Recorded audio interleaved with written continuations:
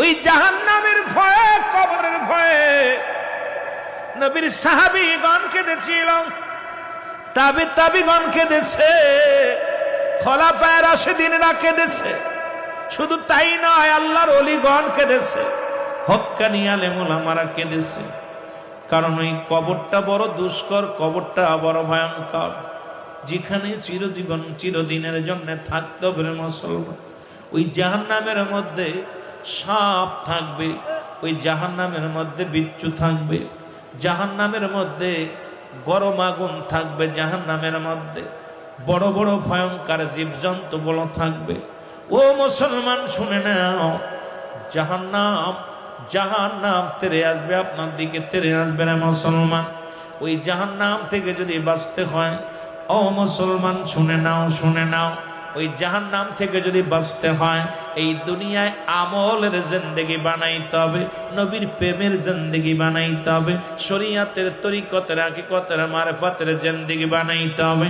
এ মুসলমান এমন জীবন গঠন করবে, ইন্তেকালের পরে যেন রব্বি করিমের ফেরেশতা আপনার সঙ্গে ভালো ব্যবহার করতে বাধ্য হয়।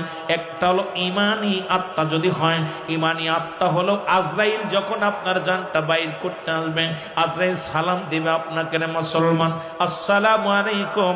ও মুসলমান শুনে নাও, সালাম দিবে হাকিম চৌধুরী, আসসালামু আলাইকুম। বলবে তুমি কে গো? কয় ওয়ালাইকুম আসসালাম, তুমি কে গো?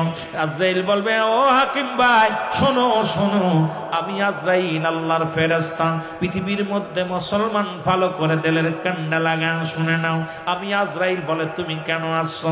বলে আব্দুল হাকিম রে, আপনাকে আসরের নামাজের পরে বিদায় নিতে হবে। আব্দুল হাকিম বলবে আমি আসরের পরে যাব, আমার পরিবার পরিজন গুলো দেখবো। ইমানদারের কত পাওয়ার আমি বলেছি।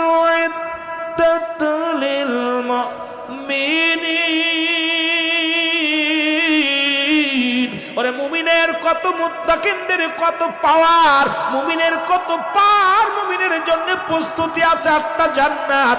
আর জান্নাতি মানুষের পাওয়ার কেমন এটা বলতে যাইয়া, আপনাদেরকে একটু বুঝাতে যাইয়া পিছনের দিকে চলে যায়।